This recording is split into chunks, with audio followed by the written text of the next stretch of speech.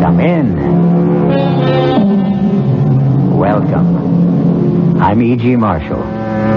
Welcome to a chilling insight into the powers of witchcraft and an ancient curse. Witchcraft today is an in thing with the young, which may appear somewhat incongruous since witches, demons, and warlocks are older than the beginning of recorded time. And somehow, despite all of society's maledictions and efforts to stamp it out, witchcraft has survived, as we will demonstrate in our spine-tingling tale. Do you believe in demons, Miss Bell?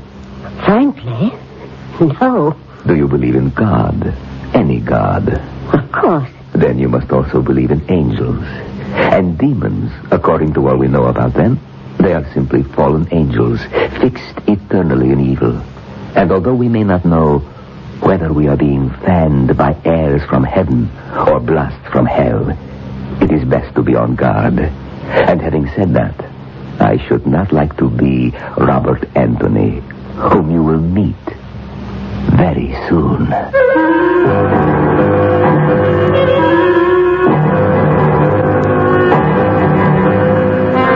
Our mystery drama, This Will Kill You, was written especially for the Radio Mystery Theater by Murray Burnett and stars Norman Rose and Larry Haynes. I'll be back shortly with Act One.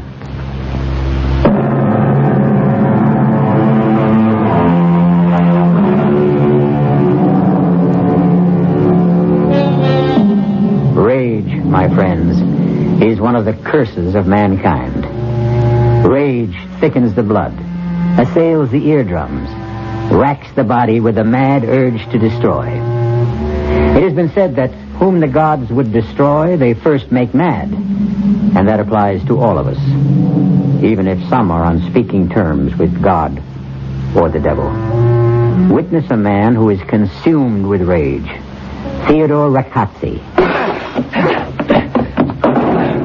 Obviously, you couldn't have heard me come in here. What are you breaking things for? Are you thinking of redecorating? This is the wrong time to try to be amusing, Liz. Well, what should I do? Ask if you've gone crazy? Evidently, you have not read this filthy, ignorant, arrogant, vicious review of my book. Oh, of course I have. That presumptuous idiot, Robert Anthony, to write such a review. Oh, come off it, Ted.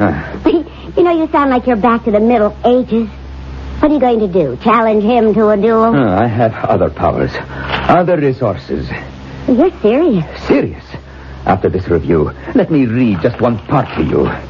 Mr. Ragozzi, possessor of an awesome reputation as an expert on witchcraft, in this unnecessarily long book titled Demons and Demonology, has gathered the wildest concoction of old wives' tales, superstitions, and demons ever brought before the public. And, what is worse, he has given credence to them. To take witchcraft as seriously as Mr. Ragozzi does is simply childish. Ted, he's just another writer-reviewer trying to be clever. Yes, at my expense. At anybody's expense. You just happen to be the target of the day. Mm-hmm. And now he is my target. For what? A nasty letter to the editor? For death. Oh, sure. If you thought this review was bad, wait until you see the ones you get after you kill him. I will not kill him. Oh, that's a relief. Liz, pick a date. What? Pick a date. Any date that comes to your mind. And the time. Write them down on this slip of paper. What for? Oh, to please me. All right. What's today? The 14th. Here. Okay, well, let's do. The 28th. 10:53 p.m. Yes, it will do beautifully. Thank you, Liz. You're welcome.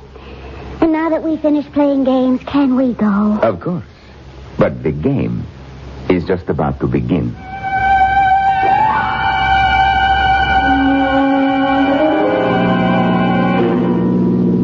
Have I ever remarked how well you drive, Liz? Often, thank you. I think that's what attracted me to you in the first place. Your driving and your legs. I'm happy to see that you're feeling better. Yes. Due to you, as usual. Oh, I haven't done a thing. Oh, yes, you have. You know that date you wrote down for me? Yes? Well, that is the exact date and time that Robert Anthony will die. Oh, sorry I asked. You don't believe me? Oh, I thought you'd forgotten about that silly review. Where are you going? To the party. Ted, Why did you ask me to write down the date? Oh, a whim. It amused me to leave the amount of time that Anthony had left to live to mere chance. Well, suppose I'd picked a date next year. Well, that would have given Anthony more time. That's all. You sound so certain. I am. What's the matter with me? Why am I talking as if there were any possibility that you have the power to kill another human being? Why, indeed. I can almost understand why Anthony wrote about your book the way he did. And of course. Like Mr. Anthony, you also are a dabbler in the occult. Like him, you are an innocent, naive, playing like children with forces you neither understand nor respect. How about a bet? On what? On me and my powers against Robert Anthony. Don't be ridiculous. Oh, yes, you're afraid to trust your skepticism. It's very simply proven. If Anthony dies on the day and at the exact time we both know, then I win. If he doesn't, you are the victor. And you know once and for all that Theodore Ragozzi is a fraud and a cheat. That part tempts me. Then I have your word. It is a bet. What are we betting? Your soul.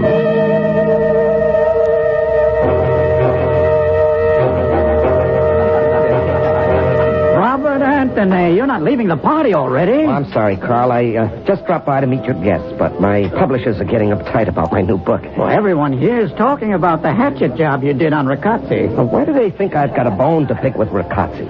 Well, I've read a lot of reviews, but... Look, I've had a job to do, to review a book. I never even met the man. I took off because his book was so ponderous. Instead of writing a history of demons and demonology, which would be interesting, Ragozzi wrote as if he were putting down facts. Sorry if I touched a nerve. It's all right, forget it. I just think there's entirely too much fuss about the review.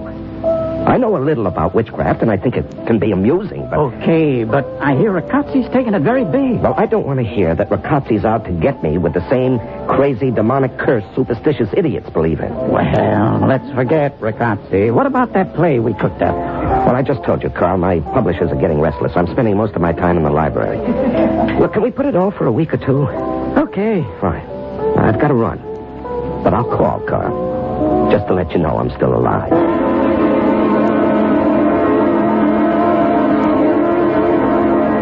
This is Jennifer Bell and another broadcast of The Author Speaks. My guest for today is the man who has written the most controversial book about devils and deviltry, Theodore Ragozzi. I am happy to be here. Mr. Ragozzi, I must confess your book scared the daylights out of me. Was that your intention? No, not at all. My intention was to inform, to let people know that there are forces in this world that they may not have been aware of. Oh, well, then you're serious in your thesis about demons and their power. Oh, absolutely. Which naturally leads me to that review by Robert Anthony. How did you feel about it? Well, I would be less than honest if I said I was pleased, but it caused me only a small annoyance. Really? You are asking the wrong question. Oh? Well, then, set me straight. You should not ask if I were annoyed about it, but rather how Uziel Rabdas Belet are angry about their powers being mocked. Well, I'm not acquainted with those gentlemen you mentioned. Which is just as well for you. You see, they are demons, powerful demons, and if they take offense...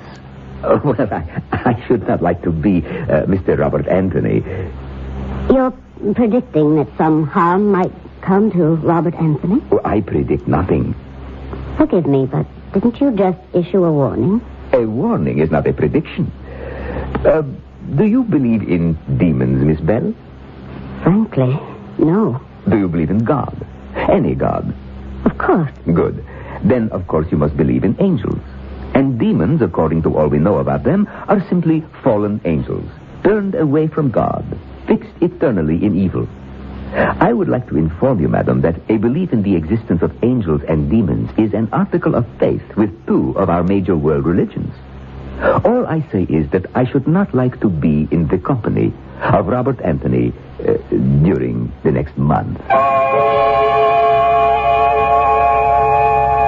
Good morning. I see you have my books waiting for me, those 5 over there. Thank you. Well, today I ought to finish my research. I'm going to miss the peace and quiet of this library. My name is Theodore Ragozzi. I called about a book you said you would have waiting. Ah, yes. Thank you.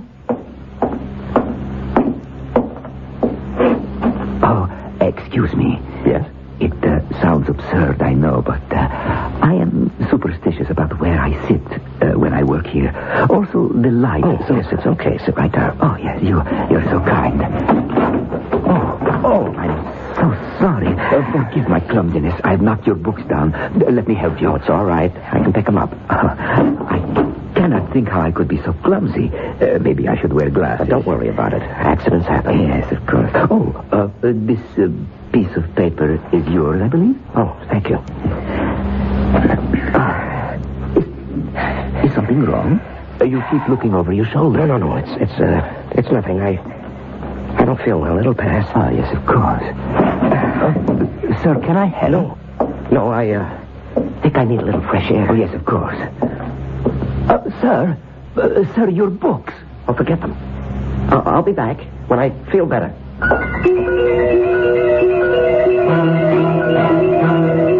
I've got to slow down. I must slow down. There's nothing following me. Nothing. Oh, that's better. Get some control. What's the matter with me? Why do I feel I'm being followed? I'm never going to get away. Oh, Carl, What's with you? Trying to get yourself killed? I guess it looked like it, didn't it? Well, No, it's nothing. Carl, believe me, I was in the library and suddenly I had a crazy impulse to start running. what's the trouble? Nothing. There's no trouble. It's just that, What do you expect to find over your shoulder? Nothing. If I didn't know that your last novel sold over 1 million, I'd say you just held up a bank and were running away. Look, forget the jokes, huh? But, I'm sorry. I really am, Carl. But leave me alone.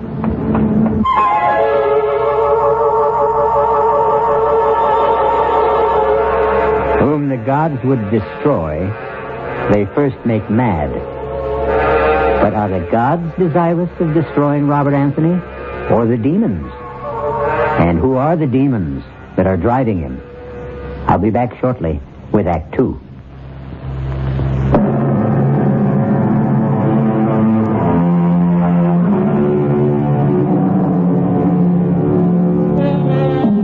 I am back to lead you along the dark roads of witchcraft. The demon-ridden Robert Anthony has turned to the 20th century remedy against magical spells, psychiatry, and is attempting to explain his terror to an eminent psychiatrist. How can I make you understand, Doctor, how intensely real this fear is? I'm not imagining it. It's there. I feel it. Every minute I feel it. It's at my shoulder, behind my back, pressing in on me. Of course. Have you ever heard of anything like this before? Nothing exactly similar, but fear is quite common. Most people are afraid of something. But don't they know what they're afraid of? They sometimes think they do. And what do you tell them? I think it would be best if you talk about yourself. You say you first felt this way about a week ago. Yes. I was working in the library, and I suddenly felt I just had to get out and run. Had anything happened that day to upset you? Anything out of the ordinary? No, nothing, Doctor. Have you felt this fear before? I mean, early in your life. Well, just the usual, Doctor. You know, when my friends would dare me to jump over a large hole in the ground or something like that. But wait. Yes, I just remembered. When I went to college, there was a suspension bridge, a shortcut from the campus to my dormitory. Everyone took it. Well, one night I was with some friends, and we came to the bridge, and it was out. There was only one single plank, and this was a deep chasm, Doctor, maybe 100 feet. Yes. Well, I wanted to go back to walk around it, but the others voted against that. They all walked across. And I can remember how terrified I was. I got down on my hands and knees and crawled across the single plank with the water roaring below me. I was terrified. You're afraid of heights? Well, I'm not comfortable with them, but... Would you say that today you're somewhere near the height of your profession as a writer? Oh, come on, Doctor. This has nothing to do with any fear of heights. This is... Yes? This is witchcraft. Interesting. Why do you say that? Look, we've been through it. The review you wrote on the Ragozzi book, Demons and Demonology? Right. Are you sorry you wrote such a scathing review? No. No? Well, I don't know. I think you are. Well, if I was wrong, and possibly there are such demons and spells as Riccozzi describes in his book, that would or might account for this fear of mine, wouldn't it? You mean you think Riccozzi might have put a spell on you? Well, it's possible, isn't it? Can't you think of another explanation? Can you? Yes. Let's examine what you've told me. On the one hand, you believe that Riccozzi has put some sort of a spell on you. Am I correct? That's all I can think of, Doctor. Why would he do that? Well, because he... Exactly. Because you have hurt him severely. So your statement that he wasn't injured by your review is false, isn't it? Well... Or illogical. All right, it would seem so. Very well. If you admit that to yourself. And then think that as a sensitive man, you've satisfied your own ego with a review that you think might be unfair. Where does that take us?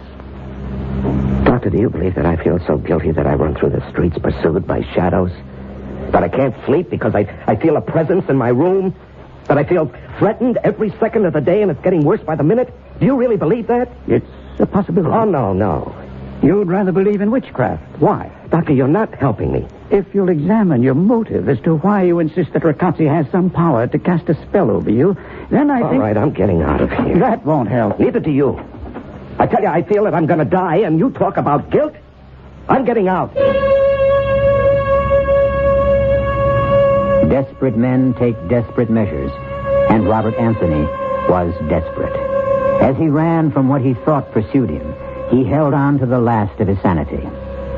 In his dabbling in witchcraft, he had heard, as had everyone interested in diabolism, of Professor Thurman Anderson, an outstanding scholar and acknowledged authority in the field.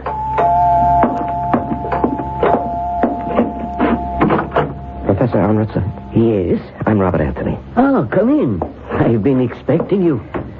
You have? Why? Because I read your review and I know Riccozzi. Oh, then you think he might have done something to me? I think it probable that he has tried. I won't know until you tell me what's happened. Come in and sit down. Thank you. Professor, do you think you can help? First, tell me why you think Riccozzi has cast a spell. Because as I sit here talking to you, I'm eaten up by fear. I have a feeling that something is following me, Professor. Something so terrible that I can't even imagine what it is. But I'm certain that it's going to kill me. How long have you had this feeling? About a week. And can you remember when you first felt it? Oh, yes, very vividly. It was in the library. Do you know Riccozzi? No. No spell can be put upon you unless the Creator has some contact with you. Did you meet him by chance, perhaps? Well, I don't know. No, I don't think so. I haven't been very social this past week. I can't even begin to think what it could be unless you give me something to go on. Did you have a chance encounter with anyone? Did a stranger bump into you, perhaps? No, Oh, wait. Yes? In the library, there was a man with a slight accent. Riccozzi has an accent. Well, I remember he came over and asked if he could sit next to me, and as he sat down, he knocked over my books. He apologized, and he insisted on picking them up. Anything else? No. Yes, he gave me a piece of paper. You took it? Well, of course. I didn't remember whether I had actually dropped it or not. Do you have it? Well, yes, because I remember looking at it when I got home and wondering what it was. It just didn't make any sense to me. Well, can I see it? Well, sure. There you are. Good Lord. What is it, Professor? What do you see? The casting of the runes. What? What does that mean? I can't believe that even a man as vindictive as Riccozzi would do this. Professor, what is it? You see this writing? Yes. It is the runic alphabet. It represents an ancient death curse. And those figures on it? The date of your death. Oh, that's ridiculous. It was used many centuries ago. There are stories of younger brothers using it to eliminate the rightful heir to the throne. It has earned the reputation of being one of the most powerful of all the ancient spells.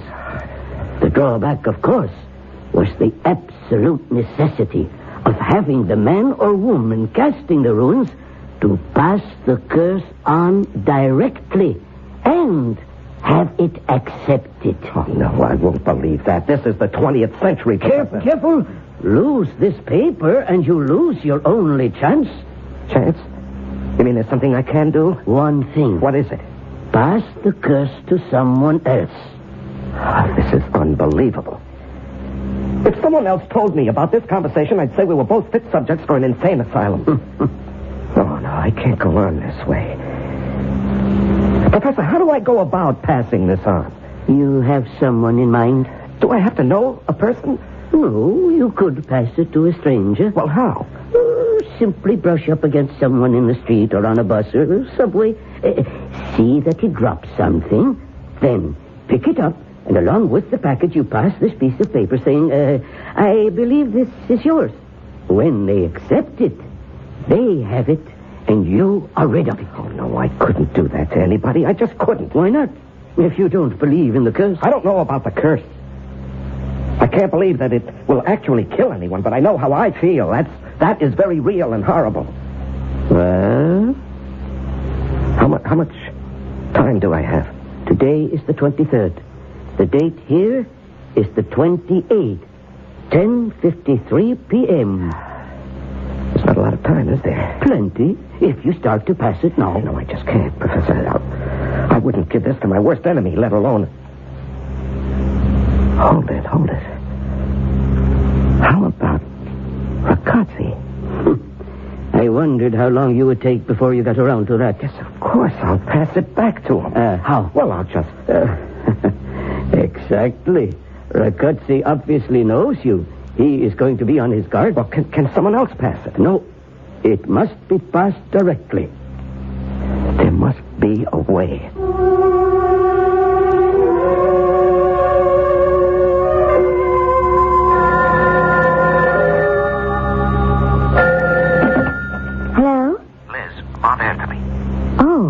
Liz, I must see you.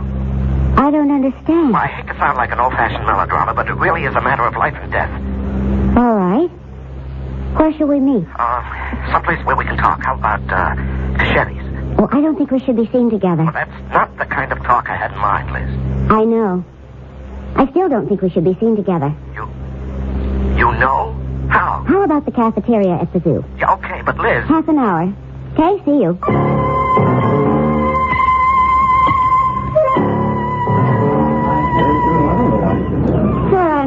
No, you're not. I'm early. What would you like? Oh, just coffee. All right, I'll get it for you. No, I really don't want anything.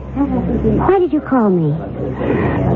Liz, you wouldn't be surprised and go all girlish on me if I tell you it's because of your relationship with Ragazzi. No. Okay. This is going to sound crazy. Well, try me.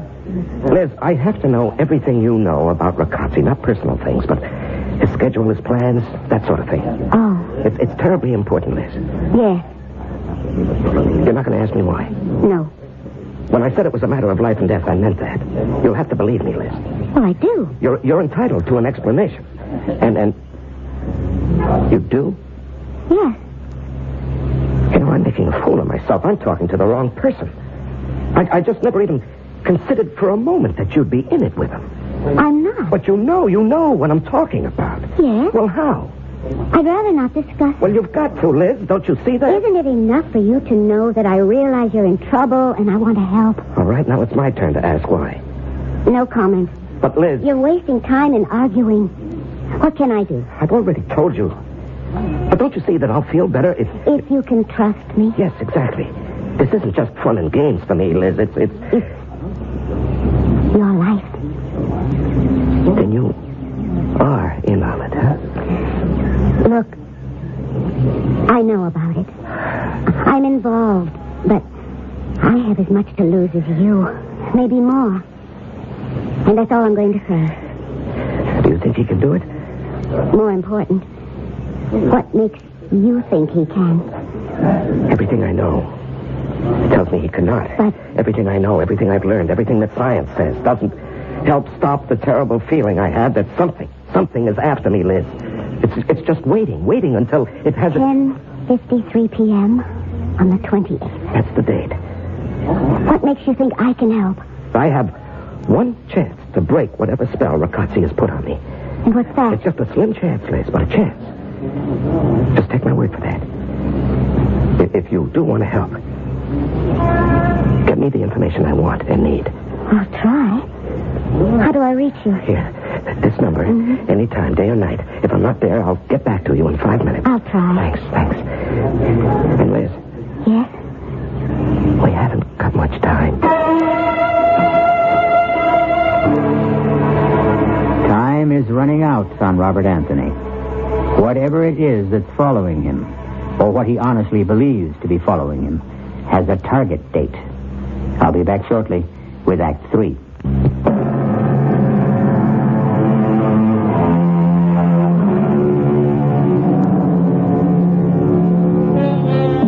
Let us get back with Robert Anthony, under a spell, and convinced that he has now only 24 hours to live. The date set for his death is 10:53 p.m.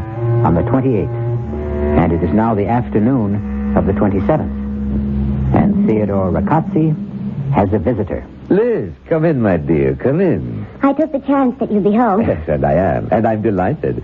Of course, I shan't be home for long. As you can see, my bags are all packed. Where are you going? To my little hideaway up in Perdis. You remember it? Of course. As a matter of fact, your dropping in might be called providential. I was going to call you to ask you to drive me. When are you leaving? Tomorrow night, fairly early. I think it would be wise for me to be out of the city when Anthony meets the demons. Oh, call it off, Ted. I beg your pardon? I'm asking you to call it off. Call what off, dear Liz? You're much too modern and liberated a young woman actually to believe in demons. Or even more fantastic, that I can control them. Don't fence with me, Ted. Call it off.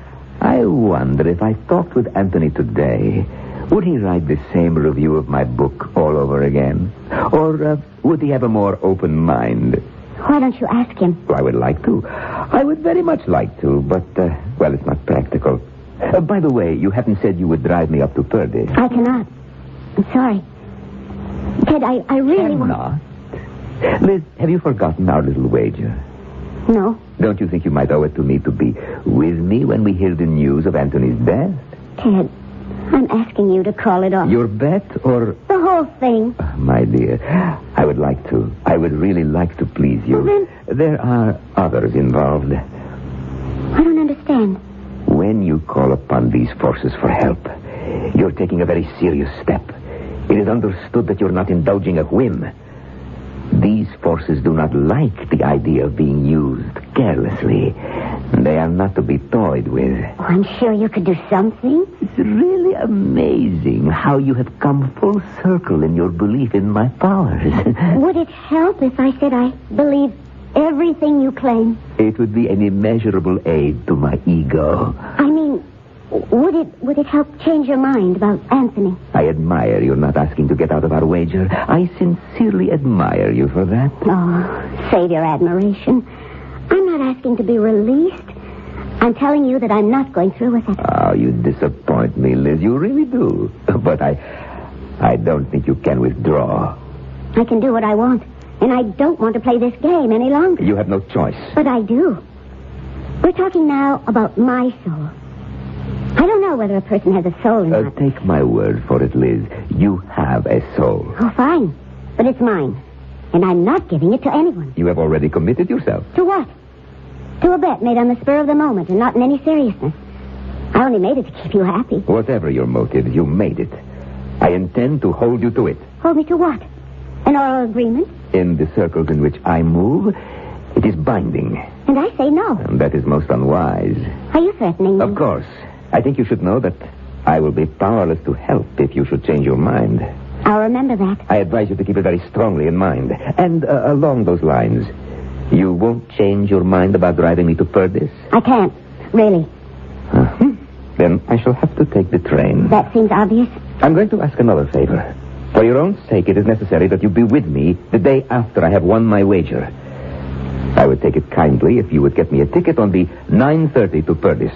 Ted, I believe there is such a train. And then I'll give you the keys tomorrow. About my... And you can drive up the following day. What makes you think that... Because of our relationship, I've been extraordinarily patient with you, Liz. Now, you will do me these favors.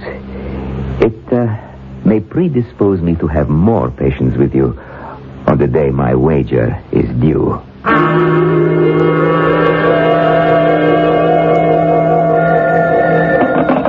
Hello? Bob? Oh, Liz, I've been waiting for your call. Do you have anything for me? Well, I don't know whether or not it helps, but he's taking the 9:30 train to Purdy's on the 28th. 9:30. That doesn't give me much time. For what? For what I have to do. Liz, that makes it so close. Are you sure about the train and the time? Positive. I bought the ticket myself. 9:30, huh? Yes. Ah, that's going to be awfully close. Did he give any reason for picking that particular train? Well, first he asked me to drive him up. I said I couldn't. And then he told me to get the train ticket. He said... What? What did he say? Oh, it's not important. Liz, everything is important. What did he say? He said that he wants to be out of town when it happens. Oh, yeah, sure. That makes sense. Bob? Yes? It isn't going to happen, is it? Liz, I'm trying. Do you have, what do you honestly think of your chances? A lot better now than before you called. Is there anything else I can do? Yes, pray for me. And you for me. What? Why? How are you involved? Forget I said that. How can I forget it? Believe me if I tell you that my problem has... Well, it has something to do with you. But I'll be okay if you're okay. Oh, you sound like a book title. Well, at least you can joke. I hope it isn't gallows humor.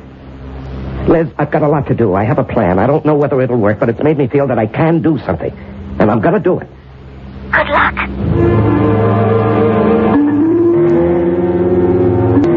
I said Bob Anthony. I didn't believe it when you called. How can I help you? I need a makeup job. For a TV appearance? No. I must be disguised so that even my own mother wouldn't know me. Can you do that? Well, maybe if you tell me what it's for, it might help. No, I can't tell you. You'll have to take my word that it's deadly serious. Well, how long will you need to wear the disguise? 4 hours at the outside. How many people do you want to fool? One. A man. Uh-huh. How well does he know you? Well, that's hard to say. He's not an intimate friend. In fact, I only met him once, but he knew me then. One more question. Mm-hmm. How does this guy think of you? Oh, I suppose he sees me as a young, smart aleck. Good. So we have to make you old. Step into my parlor. Aren't you going to lock it? Okay. Sit in that chair over there. Yeah. Now relax. You're too tense. I'm sorry. See, now the hairpiece is no problem. Your head and hairline are easy. But the eyes. The eyes? Exactly. With the hair you have, you can't have those alert brown eyes. Let me see. Watery blue with little veins running through them. Yeah. Okay, now. Ever wear contact lenses? No, of course not. You'll love them. Slight effort. There. How's your vision? Well, I can see. Good. The wrinkles come last, and I think a little goatee. Yeah. Bushy beard wouldn't be right. Now just put your head back. Grand Central Station in New York City at 9 o'clock of any evening is a dreary place. The waves of homebound commuters have washed away. The garish light serves only to point up the cruel deterioration of past grandeurs. The waiting rooms are almost empty.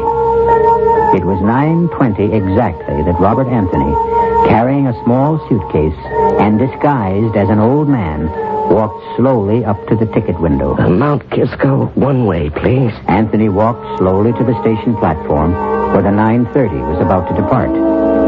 He wanted to be almost the last one to board the train so that he could locate the car that Rocazzi had selected. He boarded the train and passed through several cars, and then his pounding heart slowed. He saw Rocazzi, seated in the middle of the car, and with the seat next to him vacant. Excuse me, would you mind if I put my valise on the rack? Oh, not at all. Let me help you. Oh, it's very kind of you. Not at all. You certainly cut that close. I'm afraid I don't walk as quickly as I used to. It's to get accustomed to growing old. Yes, I suppose it is.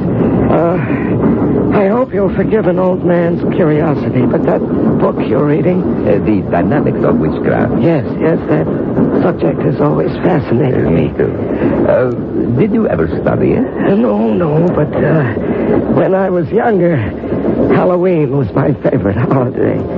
You know, dressing up and trick-or-treating. Yes, I know. Oh, that was such great fun. Yes. Well, I won't disturb you anymore. I know you're anxious to get on with your reading, but where are you getting off? Purdish. Is that before or after Mount Kisco? After. I wonder. I mean, I have a tendency to drowse off. You know, I wonder if when we reach Mount Kisco... Yes, I will let you know.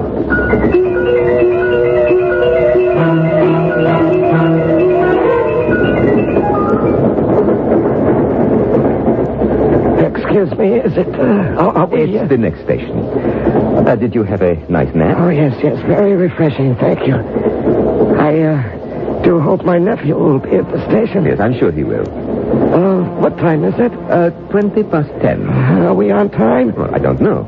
I suppose so, but even if we're running late, I'm sure your nephew will wait. Yes, I hope so. And when you get old, you seem to worry about everything. The young have their worries. But they're not the same, are they?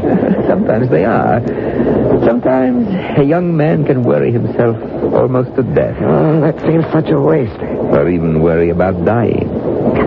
Yes. I have known some young people who are simply terrified of dying. Oh, I didn't think the young gave much thought to death. Oh, some of them do. Some of them do indeed.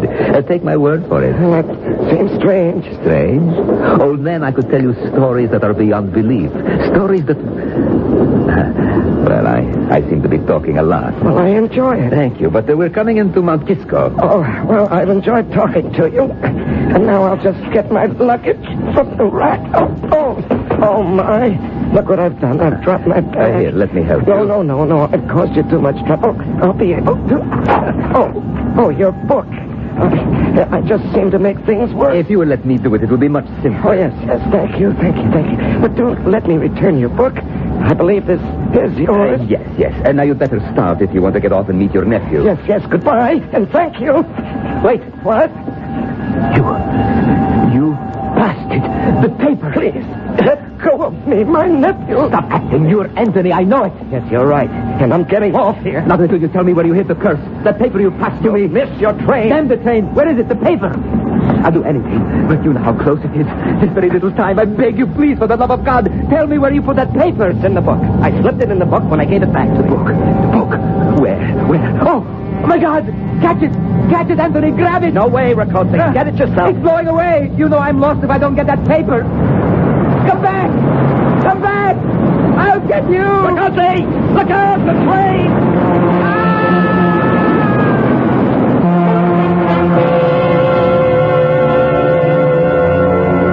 The end of our story of witchcraft and demons. The obituary notice said that Theodore Riccozzi met his death when he inexplicably ran in front of a southbound express at the Mount Kisco station. Inexplicably? I'll be back shortly.